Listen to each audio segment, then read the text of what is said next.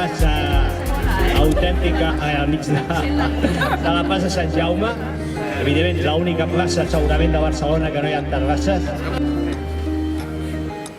Les terrasses sí que tenen el seu espai, però lògicament sempre subordinat al dret a l'accessibilitat, el dret a la mobilitat i el dret al descans.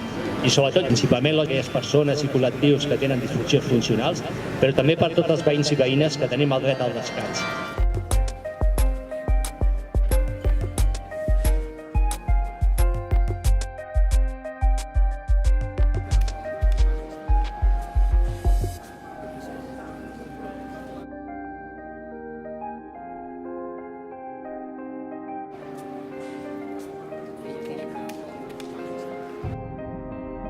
Us animem que signeu perquè el que està en joc, evidentment, és la socialització de l'espai públic o la privatització.